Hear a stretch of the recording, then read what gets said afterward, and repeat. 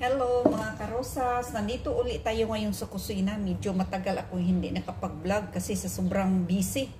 Happy New Year everyone! Ito ang luto natin ngayon. Kusyari, green lentil at saka rice. Ito ang sauce natin, kusari sauce. Tsaka ito ang half chicken natin. Iprito pa natin ito. Tsaka mag-fry tayo ng onion.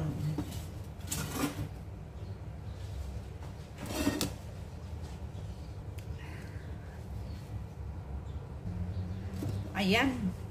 Pasensya na kayo sa kawali ko. Yung dip ang gagamitin ko. Kasi ito talaga yung pang-onion lang. Kasi matagal kunin yung amoy sa onion. So, ang ginagamit ko, ito na ganito para sa onion lang talaga. Para magluto tayo sa iba, yung kawali, hindi mangangamoy. So, ito ang gagamitin ko para pang onion lang ito. Ayan, lagyan natin ng maraming mantika.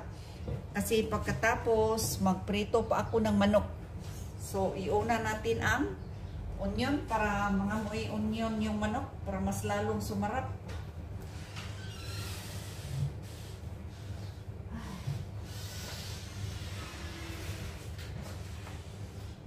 Painitin lang natin mga karosas. Ang sama ng New Year ko sa lubong ko, sobrang pagod. Halos walang pahinga. Pero ganun talaga ang buhay OFW, laban lang.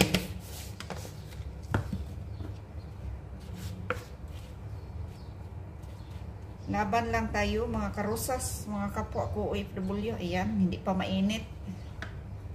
So, ang dami ko talagang ginagawa. Simula nung 28, ang dami kong trabaho kasi may bisita. So, okay lang sa akin kasi obligasyon ko naman din yan yung trabaho na yan. At saka minsan lang yan. Tsaka mabait yung mga bisita namin. May isang kabayan din nakasama. So, ganito lang. Pagkatapos dito, maglaba pa ako ng mga bedsheet. Yung mga towel na ginagamit nila, laban lang tayo. So, ayan, yung New Year talaga, ang daming pagkain, yung New Year's Eve. Pagsalubong ng bagong taon, ang daming pagkain. Pero, patikim-tikim lang ako, walang ganang kumain kasi pag sobrang pagod kasi ako, wala akong ganang hindi ako, pag sobrang pagod kasi ako, walang ganang kumakain. Iwan ko, ganun talaga ako, iwan ko sa iba. Kasi pag pagod ako, parang hindi na, wala nang lasa yung pagkain. Pero sa totoo lang, ang daming pagkain, nag-ihaw kaya ng steak, gumawa ako ng Russian salad, ang daming sweets, super dami. Pero walang gana sa pagkain. Parang wala nang lasang pagkain. Pagdating nga sa tulugan, matagal akong makatulog. Kasi pag sobrang pagod ako, matagal ako makatulog. So, kailangan ko nang uminom ng medyo warm water or gatas ba or coffee. Kasi hindi ko gaano katulog pag sobrang pagod. So, yan ang sumalubong sa akin noong New Year's Eve.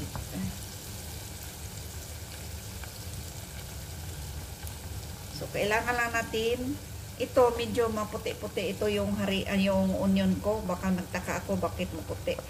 Nilagyan ko siya ng all-purpose flour para hindi magdikit-dikit yung onion. At saka para malutong. Check muna natin yung sauce natin.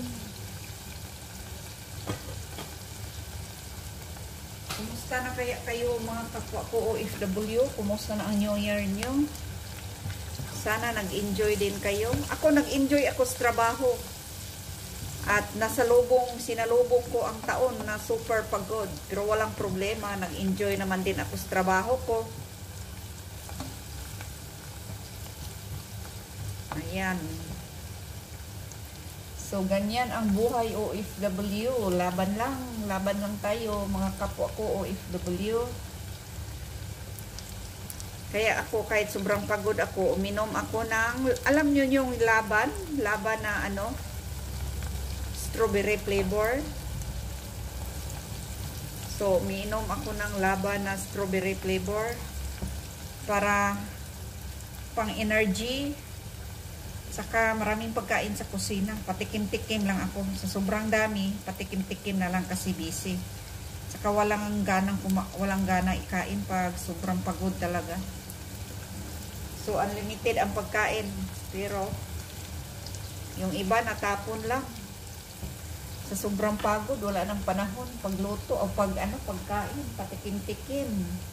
May isda, ang daming isda. Inihaw yung after Christmas.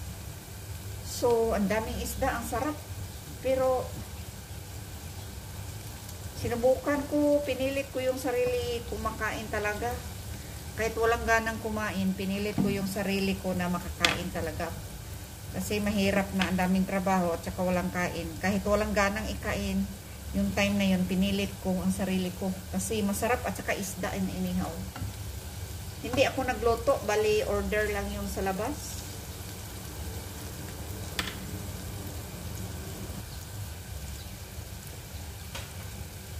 Ayan, luto na yung onion. So, ganito lang na pagka-brown kasi pag pasobrahan kasi na brown, mapait yung onion. So, masarap na ito, malutong.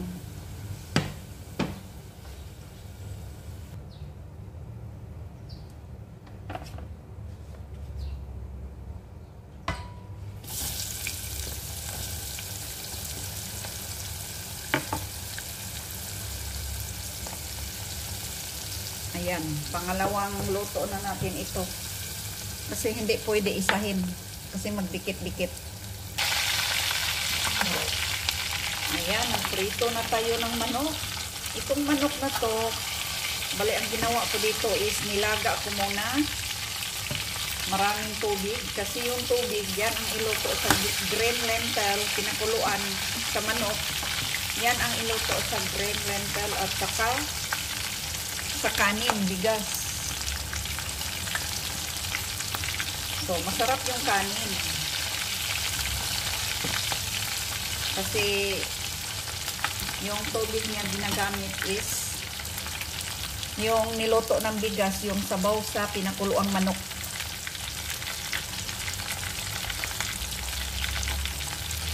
Dami ng onion.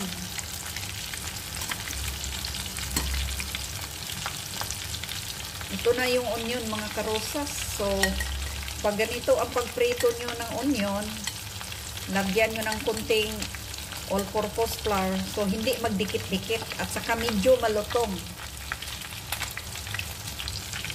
Ayan, ang sarap nito. Saka ang partner dito is manok.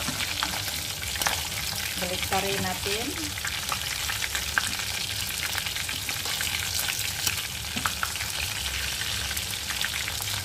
Hanggang dito na lang tayo mga krosas. Please don't forget to subscribe, like, share, and comment. And tap the bell para updated kayo sa sunod na mga videos. Bye-bye everyone! Happy New Year! Guys, ito na ang kusyari natin. Ayan, ang sarap na. Let's eat na mga karosas.